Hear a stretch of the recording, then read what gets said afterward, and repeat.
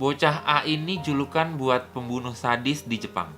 Julukan lainnya adalah Kobe Child Murders. Dari julukan tersebut kita pasti tahu bahwa pembunuhan ini berlangsung di kota Kobe di Jepang. Dan korbannya adalah anak-anak. Korbannya anak-anak. Julukan pembunuhnya bocah. Ini gimana sih? Ini yang bocah ini korbannya apa pembunuhnya? Oke, gua akan ceritain secara detail. Pada tahun 1997, Jepang dibuat sangat kaget dengan pembunuhan sadis terhadap 2 orang anak yang masih duduk di bangku sekolah dasar. 1 cowok dan 1 cewek di daerah Kobe di Jepang. Menjawab pertanyaan sebelumnya, jadi yang masih bocah ini bukan cuma korbannya, bukan cuma pembunuhnya juga, tapi dua-duanya bocah. Karena pelaku pembunuhan ini masih di bawah umur, kepolisian Jepang tidak mengekspos nama dari si pembunuh ini. Mereka hanya memberikan julukan bocah A kepada sang pembunuh. Mungkin ini inisial, mungkin juga bukan. Cerita tentang bocah A ini dimulai pada tanggal 10 Februari 1997. Pada tanggal tersebut, bocah A memukul 2 kepala anak perempuan menggunakan palu karet. Kejadian ini nggak sampai ngebunuh 2 anak itu, tapi salah satu dari anak ini mengalami luka yang cukup serius di bagian kepalanya. Sang ayah dari anak ini sepertinya mengetahui pelaku dengan ciri-ciri yang diberitahukan oleh anaknya dan mencari pelaku tersebut ke sekolahnya.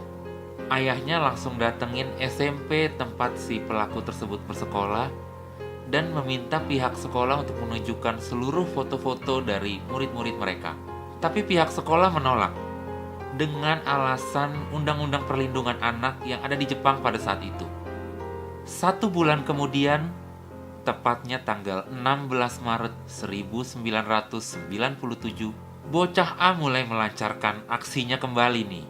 Dia pura-pura nanya lokasi toilet kepada seorang siswi kelas 4 SD. Siswi SD ini sama sekali gak curiga dan nganterin si bocah A ke toilet. Situasi cukup sepi saat mereka sampai. Bocah A memanfaatkan keadaan tersebut dan langsung memukul kepala siswi itu menggunakan palu. Kali ini pakai palu beneran, men. Korban sempat dibawa ke rumah sakit, tapi nyawanya nggak ketolong. Oh iya, pada hari yang sama, bocah A juga sempat-sempatnya menusuk seorang siswi kelas 3 SD menggunakan pisau. Korban yang ini akhirnya bisa diselamatkan walaupun mengalami luka yang cukup serius. Ya iyalah, serius. Itu pisaunya sampai ngerobek lambung dan tembus ke punggung si bocah SD kelas 3 tersebut. Nah, gue rangkum sedikit. Jadi dalam waktu 1 bulan, dari Februari sampai dengan Maret tahun 1997, bocah A sudah melukai 3 orang dan membunuh 1 orang. 2 bulan kemudian, tepatnya pada tanggal 24 Mei 1997, nih anak mulai berulah lagi, men.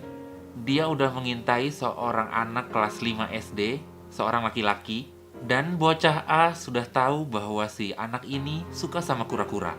Dengan iming-iming bahwa si bocah A ini memiliki kura-kura di rumahnya, ia pun mengajak anak laki-laki tersebut ke rumahnya. Dan anak itu setuju. Tapi ternyata bukannya diajak ke rumahnya, anak itu malah diajak ke sebuah bukit sepi dan mencekik leher anak itu sampai mati. Di dekat bukit itu ada sebuah gudang tua. Bocah A membawa mayat anak itu ke gudang tua tersebut yang saat itu masih terkunci. Namun ia menemukan gergaji di sekitar gudang itu dan berhasil membobol kuncinya. Terus mayatnya disembunyiin di situ deh. Pada malam itu juga keluarga korban langsung melapor ke polisi karena anaknya nggak pulang.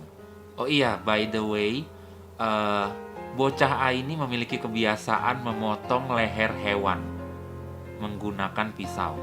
Nah, jadi karena kebiasaannya itu muncullah rasa penasaran dari si bocah A.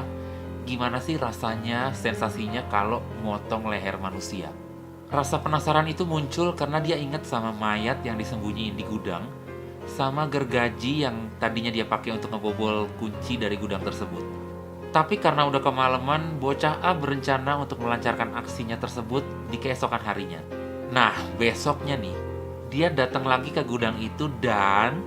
Oh iya, gue mau peringatin dikit karena apa yang akan gue sampein ini cukup sadis dan mungkin akan terdengar tidak nyaman untuk beberapa orang. Oke, lanjut.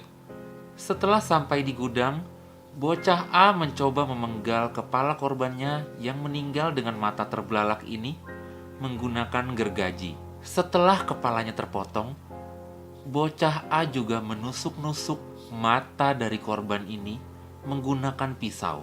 Ia juga meminum darah korbannya dan membawa pulang kepala dari korbannya itu ke rumahnya. Asli psikopat sih nih kalau gue bilang. 2 hari kemudian, polisi gencar melakukan pencarian dan si bocah A ini mulai kebingungan gimana nyembunyiin kepala si korban. Lalu dia dapat ide. Kepala korban tersebut dibawa ke sekolahnya dan digantung di gerbang sekolahnya dengan surat yang disumpal ke mulutnya. Kira-kira gini isi suratnya. Permainan ini sudah dimulai. Wahai para polisi bodoh, silakan coba menghentikanku. Bagiku membunuh itu menyenangkan. Aku ingin melihat maut dan rasanya tak tertahankan. Hukuman mati untuk sayuran kotor. Pertumpahan darah untuk kegetiranku yang berkepanjangan. School killer, Sakakibara, pembunuh di sekolah. Sakakibara merupakan nama samaran dari bocah A sebelum ia tertangkap.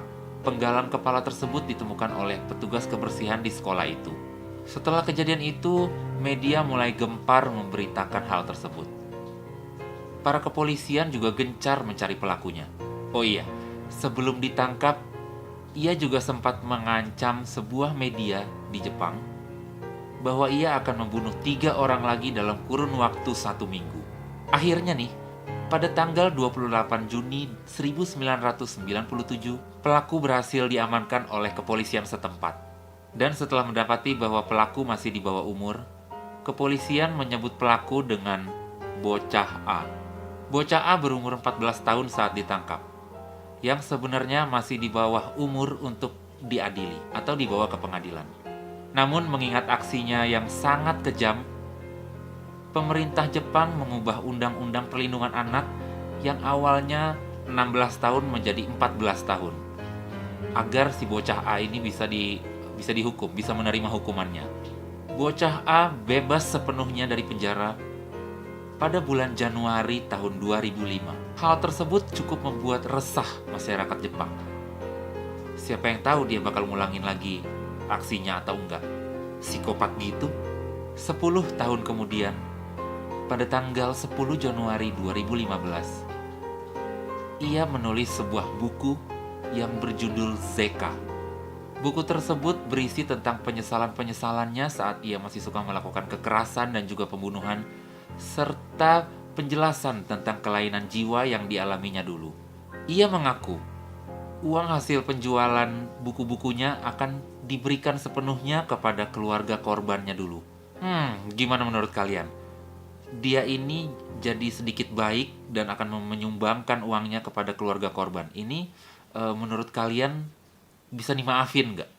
Sekian kisah dari bocah sadis ini. Semoga zaman sekarang nggak ada ya bocah-bocah sadis kayak yang psikopat-psikopat gini. Ya kalau bocah-bocah sekarang sih mainannya Mobile Legends sih.